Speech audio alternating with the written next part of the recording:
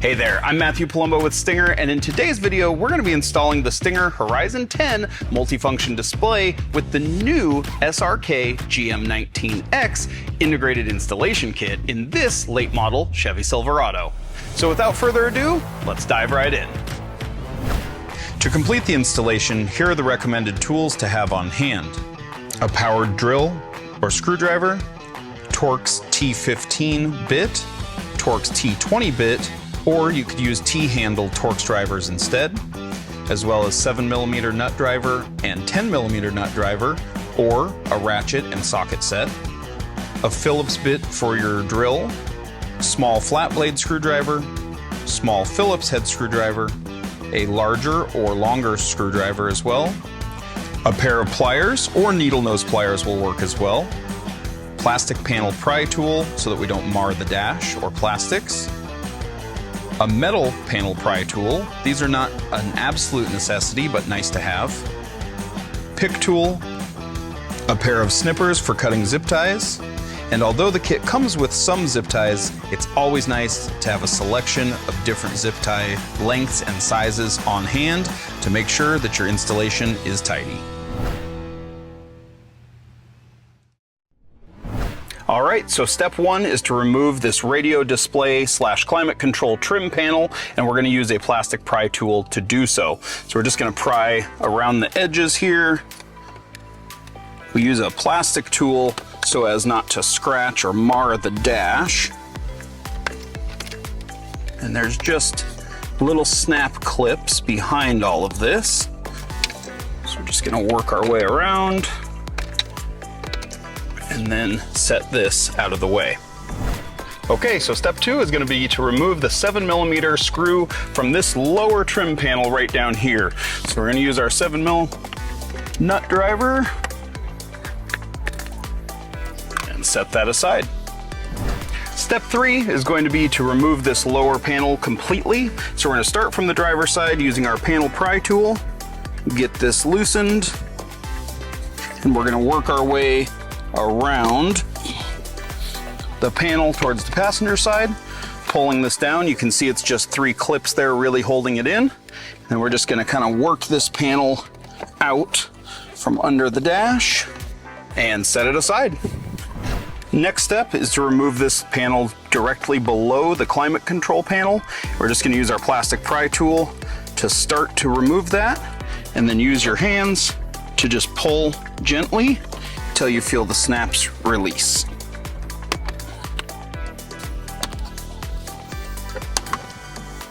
And remove it, set it aside.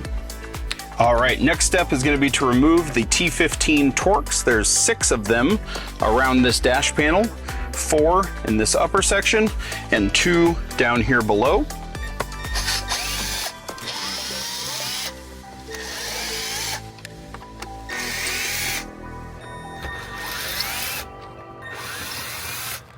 So for this next step, we're just gonna use our hands to remove this main dash panel, and then we're gonna unplug the connectors from the back. So I'll start to just kind of pull on this, and you'll feel the clips release. So now that we've got the panel loose and kind of away from the dash, we can start to remove all of the wiring plugs. Some of them, like this gray one here, you can just depress the tab and remove it, while others will have a small locking tab. For those locking tabs, you're gonna either need a pick tool, like this one here, or if you don't have a pick tool, a small flat blade screwdriver can work as well. To release the clips, you're gonna need to pull out on the colored portion, like I just did on that white tab, and now you can depress the locking tab and work the plug out. So we're gonna pull the locking tab out. There we go. For all of these plugs with the larger red tabs, the same applies. Insert your pick tool, release the red clip,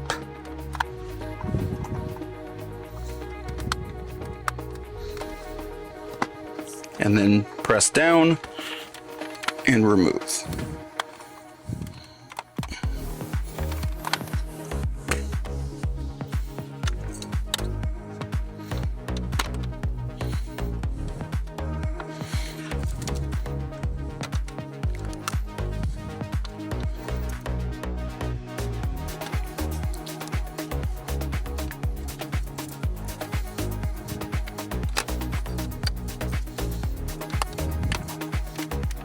On these two smaller plugs down here, the clip is actually on the side rather than on the top. So again, use a tool to depress the clip and release.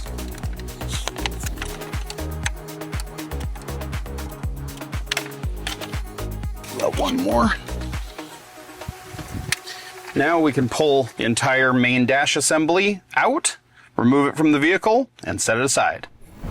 All right, so for this next step, you can either use your hands or a plastic pry tool. You might even need both, but we're gonna remove this lower door sill plastic right here. Now, although there is a seam right here in the plastics, these are actually welded together, plastic welded together as one piece. So don't try to remove these separately from each other. What we're gonna do is start by loosening the plastics here. You'll hear the snaps release. Just pull gently, and then work this plastic out from under the seat trim. And this whole thing will slide out as one piece, and now you can set it aside. Next, we're gonna remove this passenger side end cap of the dash. Now this panel is just held on with clips, so you can either use your hands or a plastic pry tool. See how strong those clips are. So we're just gonna kind of start at the bottom here, pop this off, and remove. All right, so next step is gonna be to drop down the glove box and remove it. So to do that, of course, we're gonna open the glove box. And then on either side of the glove box is a tab. All you've gotta do is press in, use a little bit of pressure, and you can work this down. And then on the bottom where the latches are, you can actually pull straight out. Now over here on this side of the glove box is a little spring piece that lets the glove box drop down slowly. If your truck came equipped with one of those, you're just gonna apply pressure towards the driver's side to pop off that clip. All right, and then we can set the glove box aside. Okay, moving on, we're gonna remove the screws from this lower glove box area. We've got T15 Torx as well as 7mm. So starting up at the top here, we've got T15 Torx screws, 2 right up here at the top, as well as 1 right over here in the main dash area, and 1 over here on the far side. So we'll start with those using our T15 Torx bit.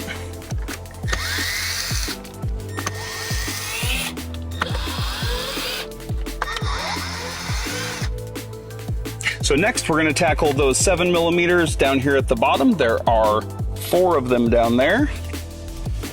So go ahead and use our 7mm.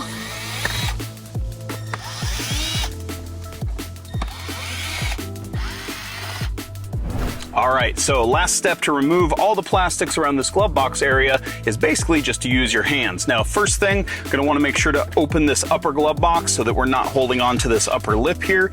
And then we're just gonna gently pull and release the clips. So start by applying a little bit of pressure. Shouldn't have to pull too hard, and you'll hear the snaps release. One more. And you can take this whole assembly and set it aside. Okay, so this next step seems a little trickier than it is. What we're doing is locating the factory radio module, which is this silver box right under here. Now, mounting this to the truck is actually a black plastic bracket that bolts to the firewall. Coming off the firewall are 2 metal studs, and there's a 10mm nut on each of those studs. Locate those studs down under the dash here, and once you have those 2 10mm nuts removed, we can slide this module, this silver box, out of that bracket pretty easily. Okay, so one of the last steps before we can remove that factory radio module is to disconnect the connectors on it, which are all along the bottom row. Now those connectors face straight up into the module, and some of them do have locking tabs, so be prepared, have your pick tool or small flat blade screwdriver ready. Now, when you go to remove those, you're gonna wanna kinda hold on to the module itself with one hand and reach up, depress the tabs, and pull down on the connectors with your other. You may have to get down low and kind of lay on your back to access those tabs and get a good view. Having a good work light handy also makes things a little bit easier. Alright, so we've covered most of the disassembly necessary to install the unit, but now it's time to start putting things together. So first we're going to take the included bracket and mount it to the main radio module assembly using the provided Phillips head screws. Now when you're mounting this together, there are two sides to the main module. We want to make sure that we're mounting it to the non-heatsink side. That's this flat, smooth side. This is the heatsink side. That's the side we're not going to use. So make sure you're using this flat, smooth side, and we're going to take our bracket and we're just going to place it on like so. You'll notice it lines up perfectly with those two holes. And make sure that this portion here that hangs down or up off the bracket is facing up this way. So if you're looking at the module, the round antenna hole is here in this bottom corner. Your bracket is pointing away from that. So once we've got that positioned, we can take our two Phillips head screws and we can either use our drill with a Phillips bit attachment or just a good old-fashioned number 2 screwdriver. So I'll get my screws.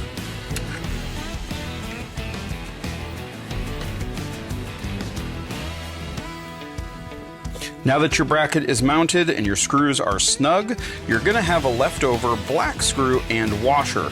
Don't throw these away. These are going to be used to mount this whole assembly into the truck in the location where we just removed that factory radio module. Alright, so now that we've got our module prepped, we're going to install this in the same location that factory radio module just came out of. Now this bracket that we just attached has this extra little tab here with threaded insert on it. Now, when we slide this up into the plastic mounting housing, there is a little tab right here with this oval cutout, and that is where we're going to pass through our screw to mount this and secure it in place. So I'm going to get down low here and insert this going up through the underneath of the dash. If you try to fit it in this way, it's really tough and you'll have to bend plastic out of the way. So although it's a little uncomfortable, going up through the bottom is definitely the way to go. Alright, so as we slide this into the plastic retaining assembly, this whole bracket here, you'll notice that the silver tab here actually hits on this black retaining clip. What we need to do is just temporarily kind of bend this out of the way so that we can slide the module up and get our threaded hole here to line up with this black oval hole right here. So now that that's up in place, you'll notice the module doesn't slide down or fall on its own, and our hole is lined up with that black portion of the bracket. Now, remember in the previous step, we had a black screw, Phillips head with a little silver washer. We're going to put those together, use a Phillips head screwdriver, helps if you have a fairly long one, and go ahead and mount this. We'll now install the GPS antenna that's included with the kit. Now this antenna is magnetic, so it could go outside on the roof of the vehicle, but it can be challenging to get the wire from outside to inside. They also work just as well inside the vehicle, for example, up on top of the dash. So that's what we're going to do for this installation. Now, in order to put this up in the passenger side corner of the dashboard, we will need to remove this A-pillar. To do that, there are two small pieces of cover plastic here that are going to expose two 10mm bolts. To get access to those, we're going to use a pick tool like this and a plastic pry tool. So we'll start by removing those little pieces of plastic. You want to pry really carefully on these. They're very thin and they do mar easily, so you don't want to leave indents on your plastic trim. Now we'll grab our 10mm and remove the bolts.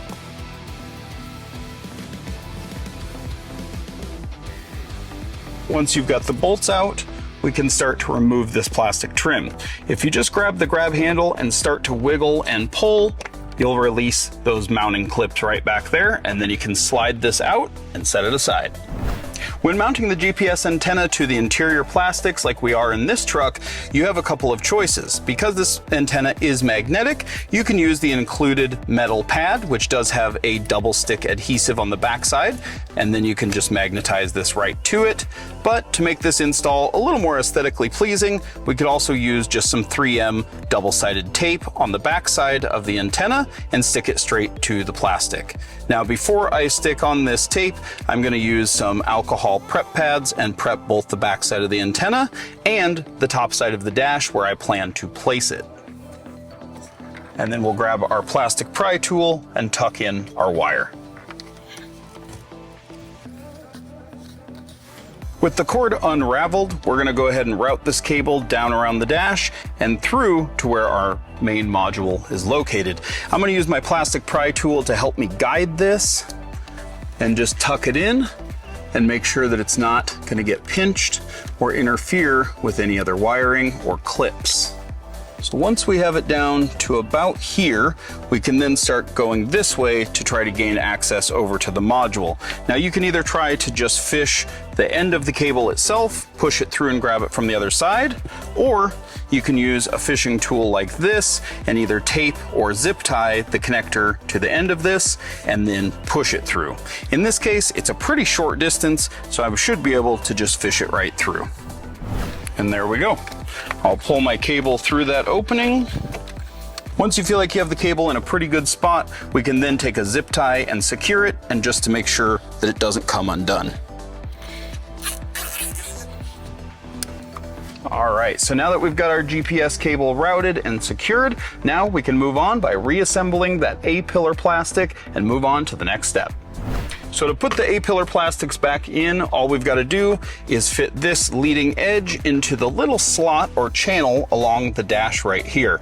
Now, while you're doing this, again, just make sure not to pinch any of the cables that were already there or that GPS cable that we just ran. Sometimes it can be tough to get this far edge of the plastics to fit in. So what I like to do is just take this window seal and pop this loose a little bit to make life a little bit easier. There is a clip up here at the top edge of the A-pillar. We're going to want to make sure that it lines back up to this slot right there, and you're going to hear it snap as it seats. There we go. Now we can put our window seal rubber gasket back in, smooth that down. We'll put our two 10mm bolts back in place.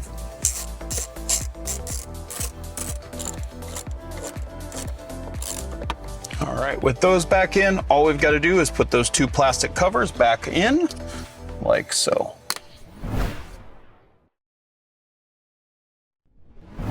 So we're ready to remove some components from the original dash bezel and install our new pieces to fit that new 10-inch screen.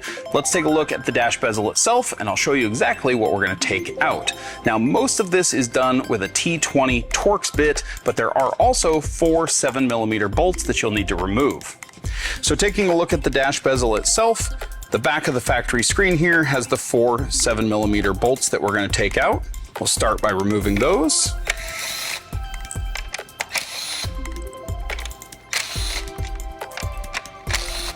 Next, using our T20 Torx bit, we're going to remove screws all the way around both the radio control panel and this black mounting bracket here.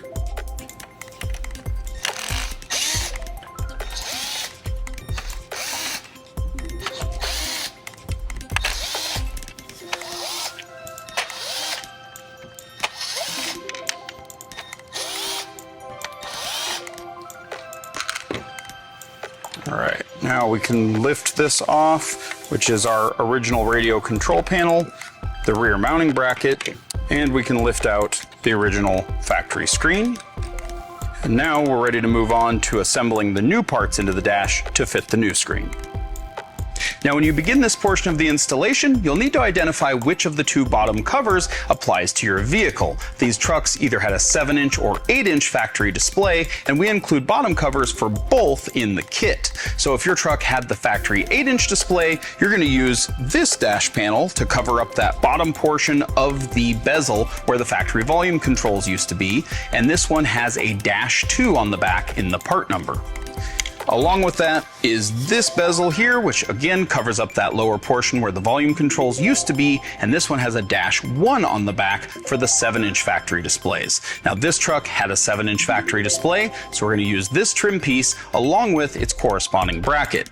There are little rear brackets that go with each, and they again have that corresponding part number on there, so you make sure that you use the correct one. These are going to mount together with a couple of small screws and attach to the main dash bezel.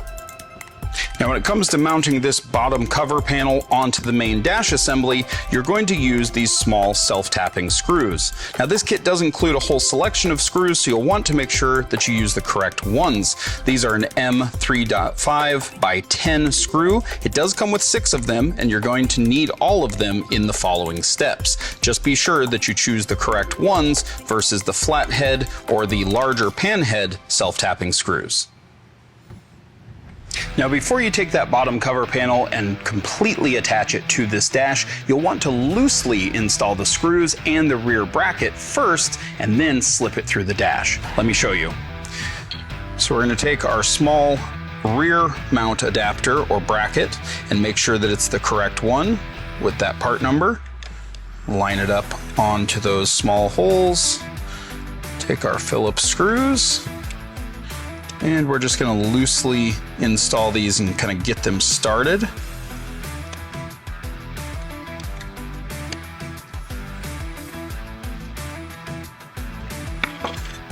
And now with that little bit of slack in that panel, we can slide this through the opening from the front.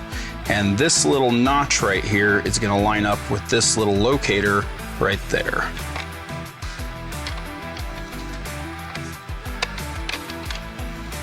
So just like that, that little panel right there is just kind of covering up where those factory volume controls used to be.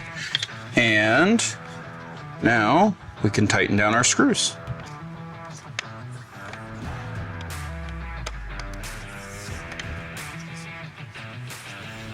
So now we've concealed where those volume controls used to be, and we're ready to move on to this main space up here where our new screen is going to mount.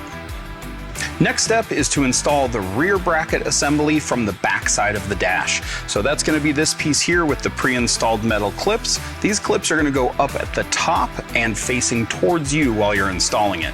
So flip this over so that those clips are facing up towards the sky. Put this in so that this protruding portion sticks through the original screen opening. And we're going to use 4 of the T20 Torx screws that we originally took out.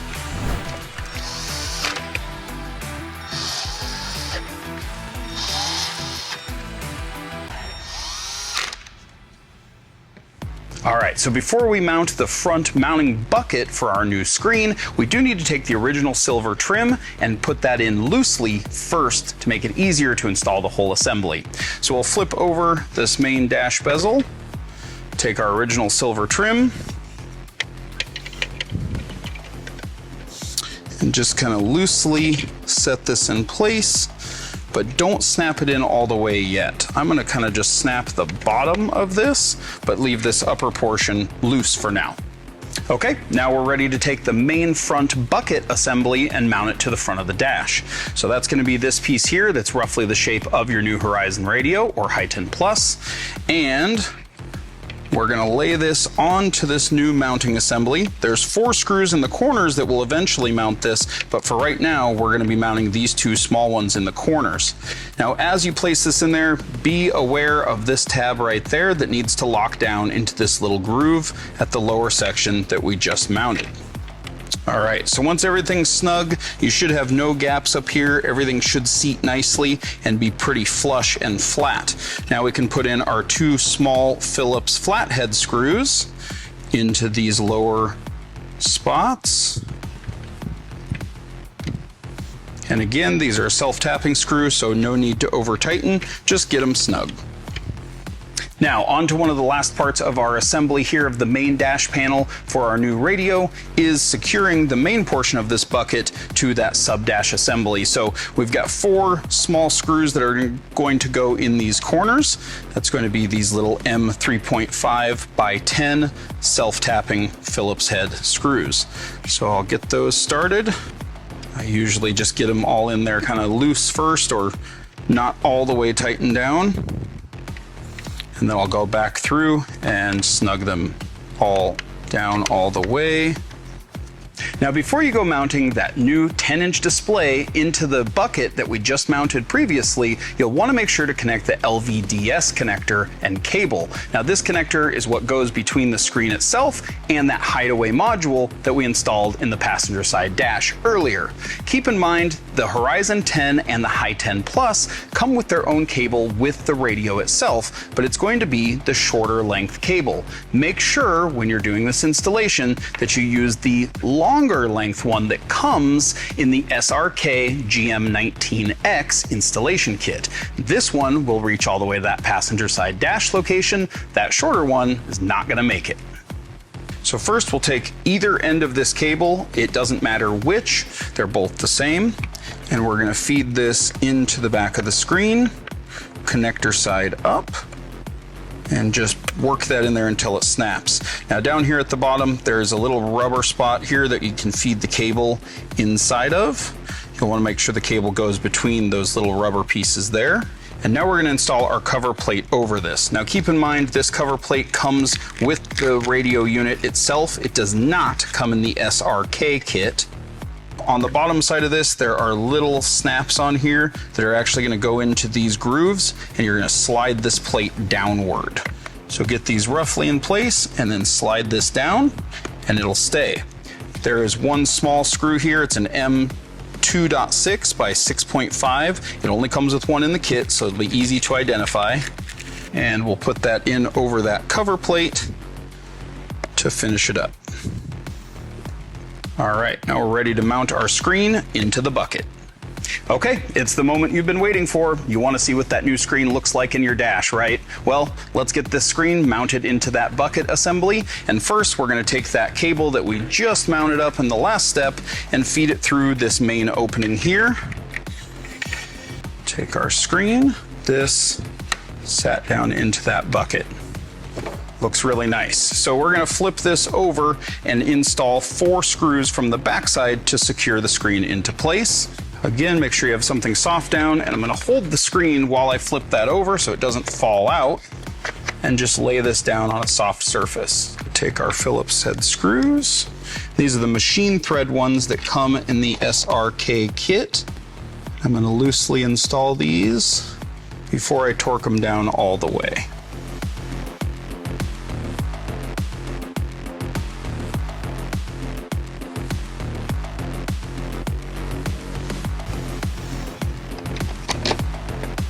Now we can take a look at this and see how it looks. Look how nice that looks. This screen looks awesome in this dash. It is a floating design, but it's not sticking out far. It's real snug up against the dash and looks great. Now we have one more step to go before we can take this whole assembly over to the truck and start getting it installed, and that is to take care of that factory USB port down there. So we're going to flip our panel back over face down and move on to taking care of the USB. All right, so first things first, we're going to remove this old USB assembly, and there's just little tabs on the top and bottom that need to be depressed in order to push this out from the backside. So I'm just going to apply a little bit of pressure with my finger as I start to depress those tabs. You can hear it snapped there as it starts to release. There's another and one more, and there it goes. Now we can take that out and set that aside. Now our kit includes a new replacement panel to drop in there, and what this is going to allow us to do is flush mount our USB-A and USB-C right in that factory location. So first things first, I'll take this and snap it through the panel from the front side, just like so, and then we'll undo our cable and feed it through.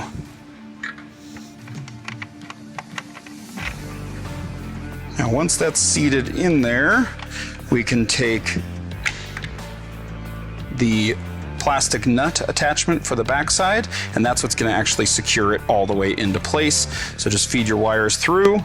I'm not going to worry about the positioning of the USB just quite yet. I'm going to wait until I get this pretty close to tight first. All right, so I've got that fairly snug. I'm going to flip this over and make sure that I've got these the way that I want them. Now you can choose whether you want the USB-A on top, the USB-C on top, or you can do them side to side like so. And now I'll just finish tightening up that plastic nut on the back side there to keep it in place for good. And we should be all set to go. So now there we've got our 10-inch screen mounted, we've got our new flush mount USBs, and this dash panel is ready to go back into the truck. Now, it's time to start prepping the main harness assembly and module. This kit uses a module from PAC. This is a really cool one. This is a RadioPRO Advanced GM6B SRK. Now with this module, not only does this tell the radio when to turn on and off and keep things like your steering wheel controls and factory backup camera functional, it also ties everything together so that you have all those integrated functions and all the features that your truck originally came with still working. So let's take our main harness and start to prep it and get it plugged in. On the back side of the PAC module, you'll notice that it's been labeled so it is easy to make your connections. Now when we take a look at the harness itself, there's a whole lot going on here, but for this step we really only need 3 plugs. So what I usually do is take the plugs I don't need and fold them over backwards just to kind of get them out of the way. That way I only end up with the plugs I do need. So we're gonna start here. What I've got is my 3-pin power connector. This has the red, yellow, and black wires. And I'm just gonna plug that into the port labeled power. You should hear a nice snap or click as that plugs in. Now we've got the one labeled vehicle harness, which is gonna be this large connector that really only has 3 wires in it, 2 brown and 1 pink. And again, I can just plug that in till it snaps. And I also have my radio harness. Now this is a larger connector. The nice thing is all of these really only fit into one spot. And when you're routing the cabling, it's a good idea to route this main harness underneath the module rather than trying to go around it, just so that you have a little bit of slack on the wires and you don't pull any wires out of these pins or out of the connector itself. All right, so for this last little connector in this section, you have a choice to make and you need to make sure that you choose the right one for your application. So when we look at the back side of the module, again, you'll notice there's 2 choices here, non-amplified and amplified. Now this, despite what you might think, is not talking about whether your vehicle came with a factory amplifier. This has more to do with what you are installing. So if you are gonna have the Horizon or Heighten Plus unit amplify your speakers and power the speakers in the truck, you're going to want to choose non-amplified. And that is where this little connector is going to plug in. If you are installing a 4-channel, 5-channel, or other multi-channel system with an aftermarket amplifier to power all the speakers in the truck, you would want to choose amplified and plug the connector into there. Now in this case, our truck that we're working on does have aftermarket amplifiers powering its speakers, so we're going to plug it into the amplified section and just make sure that that harness seats all the way, and you should hear a little snap, there we go, as it plugs in. For this next step, this little module may seem insignificant, but actually this is what gives you all those really cool features like integrated gauges and features right on your new screen. Things like climate control, vehicle status, gauges, off-road pages, all of that cool info that we're able to import and display on your new touchscreen in-dash unit. So with the PAC link or PL1, what we're going to do is connect this to our RadioPRO Advanced module with this main harness. Coming out of this harness, you have a small 3-pin connector, which is labeled PAC link PL1. This is going to plug into this small port on the side of the PAC link. And included in your parts is this little jumper cable, which has a connector on each end of 10 pins. And this one again is labeled as connect to PL1, and connect to RadioPRO module. So we're going to plug this in to our module. And the other end of this, if you look at the back side of the module, it says expansion port. We're going to plug it into that connector right there.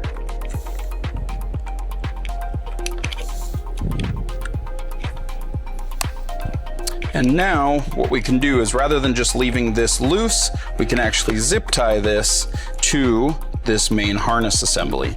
So it's bundled something like this. The bottom of the PL1 module does have a little slot in it, which is designed for a zip tie to slide through. Once you've got that, we'll take a set of flush cuts and cut off the excess from the zip tie, and we've got it all prepped.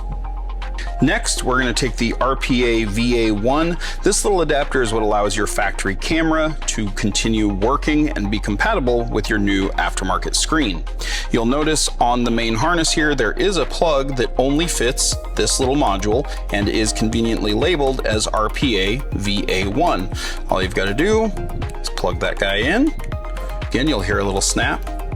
Now, the last part of the prep for this harness is these loose leads here. Now, these loose leads coming off of this, some of these are for optional accessories like aftermarket cameras, amplifiers, etc. But there are two light green leads coming off of this, one with a male connector, one with a female. These need to be plugged into each other.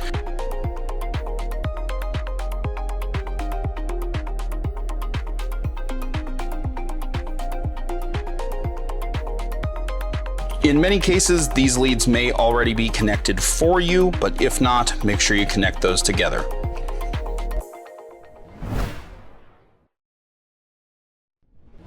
Alright, so at this point in the installation, we can take that finished dash panel and rest it here in the truck. Maybe put down a soft cloth if you have the full center console, or you can rest it on the center seat like we have in this Silverado. At this point, we're going to start running our cables through the dash over towards that module that we installed earlier. So you're going to want to take your bundle of harnesses and cables coming from your new dash panel and start feeding it through the dash over towards that module. So right here where your climate controls used to be, this is your main factory wiring harness, and you can kind of follow this harness through the dash, down and over from behind the glove box. There's already factory wiring ran there, and it's an easy spot to run your new wiring, and it gives you a place to zip tie it to. So we'll start to run our cables through the dash here. These trucks have pretty easy access, so I can just kind of get my hand through from the glove box opening and start to feed all those cables through. Now we want to leave a little bit of slack between the dash and our new dash assembly, and then I'm going to start zip tying this to these harnesses down here, and then we'll start to get everything connected. All right, now that we've got all of our cabling ran from the center dash over to the passenger side here where our module is, now we can start to install the rest of the wiring. So the main component of that is that RadioPRO Advanced module that we prepped at the workbench earlier. One of the biggest parts of this is plugging in to the factory wiring that we disconnected earlier. So you've got those connectors hanging down from the dash right here. We can go ahead and start making those connections.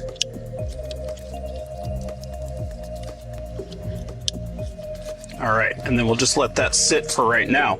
Now at this point in the install, you're going to want to make sure that you start to get all of your accessory harnesses plugged in.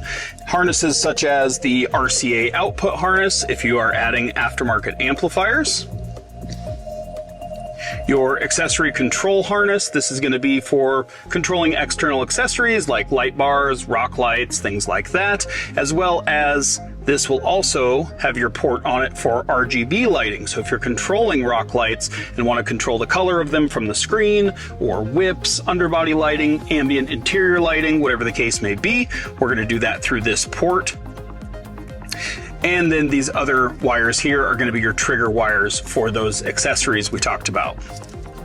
You've also got your camera interface harness. This has all of your inputs for your cameras, including your rear view camera. So even if your truck only has the factory rear view camera and you're not adding any additional ones, you'll still need to plug this in so that we can feed that rear camera into these inputs. Also included in the kit that still need to be connected are your antenna adapters, both AM, FM, and satellite radio. We'll make those connections in just a moment. And lastly, don't forget the external speaker. In this truck, this customer has aftermarket amplifiers that are powering all of the interior speakers, so we will need to use this little speaker here to recreate our door chimes and warning buzzers and tones for in case he leaves the keys in the ignition, leaves the headlights on, things like that. So this little speaker here, you can relatively mount it just about anywhere you like, as long as it doesn't obstruct anything else in the dash, but generally speaking, we're going to mount it kind of back in this corner and zip tie it to an existing wiring harness, or you could mount it with double-sided adhesive or some self-tapping screws. It's up to you. So with that being said, we're gonna get some of these harnesses plugged in and keep moving forward. Okay, so we're getting pretty close to finishing up the wiring on this portion of the install. We've got the cables from the main dash assembly ran through the truck, following that factory wiring channel, and over to the lower passenger corner of the dash, where we already mounted that main control unit. So now we're ready to start plugging in all those harnesses we've already identified that we're going to need into the actual brain itself. Now those ports on the brain face down towards the floor of the truck, so if you get down low and look upwards, you should be able to identify each port and see what you need to plug into. Use a good work light and don't be afraid to lay down on the truck and look upwards to be able to identify those ports and get them all plugged in. So before we plug in the main black connector into the brain module up under the dash here, it's a lot easier to make the rear view camera connection first. So take the RCA harness coming out of this main harness from your PAC module, and it is labeled as rear view cam. Remove this little clear plastic cover, and then we're going to connect it to our rear view camera harness. Now there's a lot of RCA cables here, so pay attention to the labeling, but what you're looking for is the one that says reverse cam in. Plug those together, and now you're ready to plug this into the brain as well as this main black harness. When installing the SRX GM19128 kit, you will have two cables that also need to be connected down here at the main module. One of which is this white connector here. This actually controls the volume knob that's in that panel that we just prepped. So make sure that this gets plugged into its mating connector. And this one is labeled as CAN data. So we'll make sure that this gets plugged in.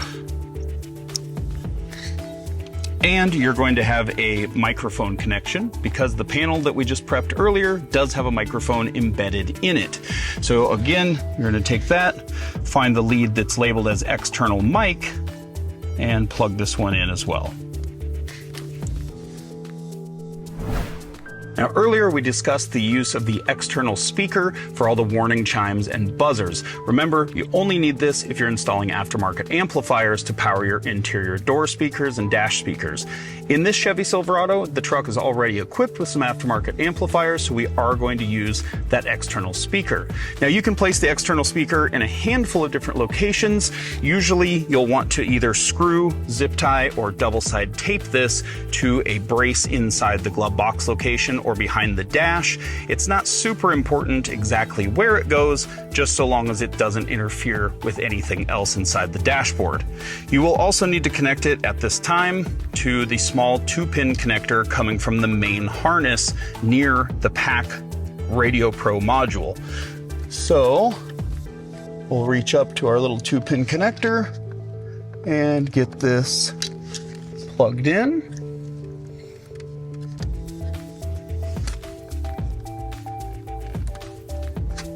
Like so. So at this point, this is all of the connections for a standard install. Now, if you are adding accessories like a satellite radio tuner or a lighting controller or any other accessories, now's the time to make those connections. Once you're done doing that, you're going to want to zip tie up all of the excess wire and tidy everything up so that it is out of the way and won't interfere with any panels clipping back into place or the moving parts of the glove box. Now, once you've made all your connections, you will have some leftover plugs down here from the original factory radio tuner module. You're going to have a black USB connector, a gray USB connector, and this small black connector with 2 white wires in it. You can just go ahead and zip tie these to the existing factory wiring in this kick panel area to make sure that they don't move or rattle around. At this point, we can also now secure the PAC RadioPRO module out of the way. We recommend you secure this up near the main radio brain unit. Now, this can be attached using zip ties or even some Velcro if you prefer.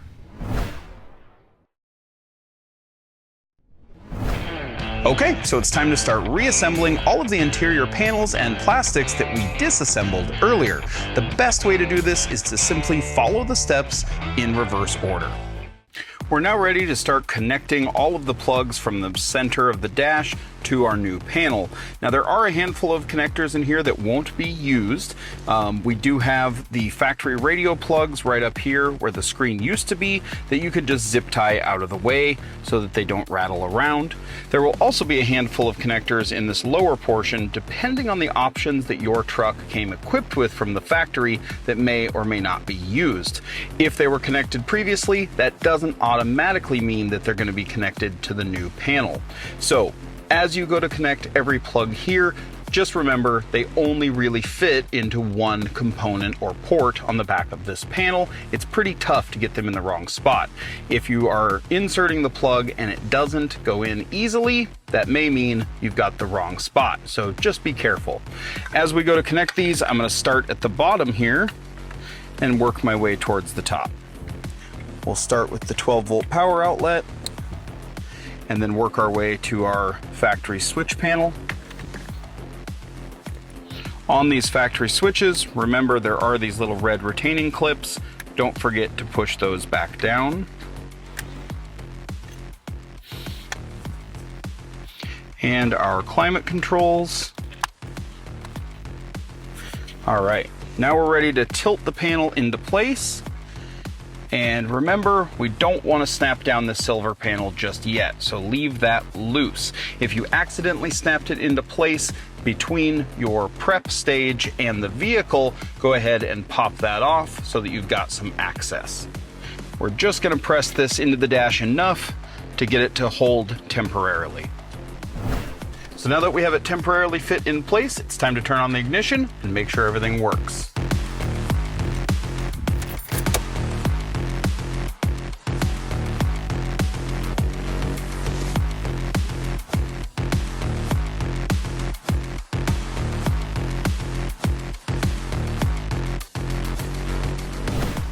So now that we've tested everything and confirmed everything's functioning as it should, we can finish up this main dash area. So we're going to apply some light pressure up towards the top and just seat those top clips. Now, if you remember from earlier on in the installation, we removed 6 T15 Torx screws from this panel. With our new panel, we're going to use the lower 4 to secure it. We'll use our pry tool to just give us a little bit of room to work with down here. Hold that plastic out and get our screws in.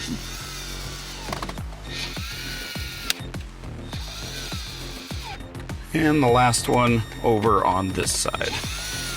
Now that that's done, we can press our silver trim into place. Wow, that looks good. All right, we're ready to move on to finishing this lower section of the dash, and then we'll move on to reassembling the passenger side. We'll be ready to go. So now we're ready to install the upper of the lower 2 trim panels. This one's just held in with clips. So just align the 4 clips, apply some pressure until you hear the snaps, and we're good to go. This larger of the 2 panels takes a little bit more work to get it into place. But if we just slide this backwards, slowly working it past the carpet, we can get this into position. Again, we're going to line up these 3 clips at the leading edge, apply a little pressure, go. Okay, now there's 1 screw on this side that we're going to install next, and our whole center stack will be complete. All right, so now we'll take this last 7mm and put this in the lower trim panel. Now the whole center dash is complete. We'll move on to finalizing the install by reinstalling the glove box. So the final step in our installation is to reinstall the glove box itself. Now there's 2 steps to this. There is a small peg over here on the side. These trucks have a little air cylinder off to the left that'll actually make it so the glove box doesn't just fall open with a slam, it slowly glides open. Once you've got that reattached, you'll just align these C-shaped clips down here at the bottom to these little bars down here, and those just kind of snap and rest into place. Now we just apply pressure from the left and right side to get those to clear, and we're all done. All right, well that's a wrap. Your new Stinger HORIZON10 unit is now fully installed and functional. If you need any sort of technical assistance or have questions, be sure to check out StingerDrive.com. I'm Matthew Palumbo from Stinger. Thanks so much for watching. We'll see you on the next one.